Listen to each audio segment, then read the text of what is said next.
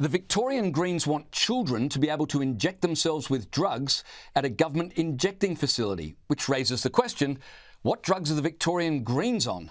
The Victorian Parliament will debate this week whether to make the North Richmond supervised injecting facility permanent. The facility opened in 2018 and has been used by well over 500,000 people, with around 6,000 overdoses being managed on site. Controversially, the site is located next to a primary school, and local residents are furious. Someone with half a brain would think that this is not appropriate next to a primary school. But sadly, people with half a brain are difficult to find in Victoria and completely absent from the Greens. Rather than suggest the injecting facility be moved away from the primary school, the Greens are suggesting the injecting facility be opened up to students.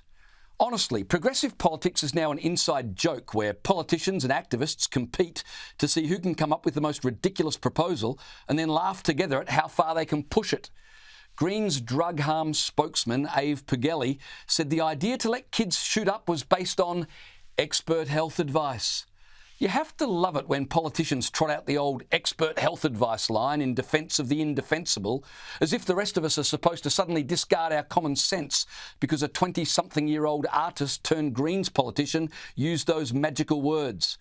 You know, as a father of 2 teenage boys, I wouldn't normally agree to kids using heroin, but, well, if a Greens says there's been expert health advice, well, OK.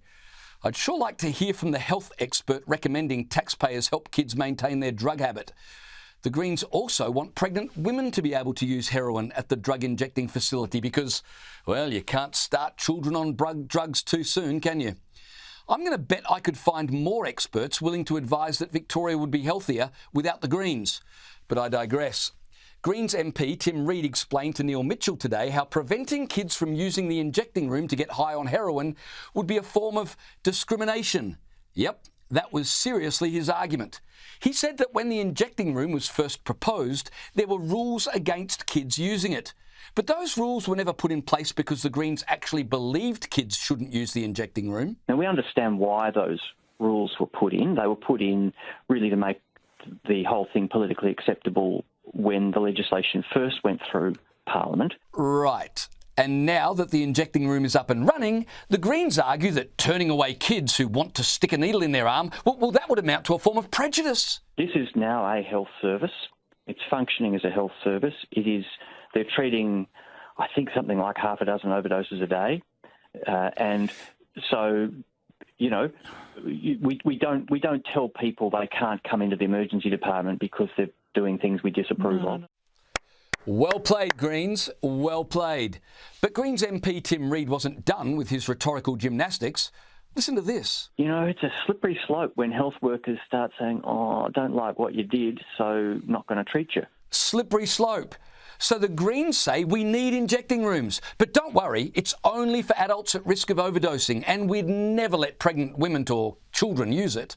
And then, when it's up and running, they say, well, if kids want to use it, you can't turn them away. We'd never deny kids medical care. You'll be advocating, I'm not saying comfortable with, but you'll be advocating a child of any age, provided they could inject themselves using heroin there.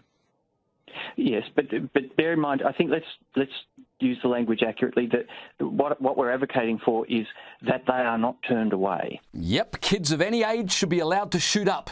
But the thing we need to be careful about is using the language accurately. The Greens have a history of tacitly approving drug use among minors. A couple of years ago, Greens leader Adam Bant tweeted, "To everyone who's just wrapped up Year 12 today, it doesn't matter what your ATAR is or what your next plans are, whether you want to be a lawyer, artist, miner, or just smoke weed for a year or two. I'm proud of you. This has been a bloody tough year. Props for making it." Of course, the degenerate policies of the Victorian Greens would never encourage drug use among children, would they? Could I put a scenario to you, and this would be entirely possible, I'd assume. A couple of cynical 16-year-olds say, I wouldn't mind trying that stuff. Let's go down there and do it. We'll be safe. Well, if they're going to do it, I'd rather they did it in the centre. I'd rather, you know, if they can't be good, I'd rather they were careful.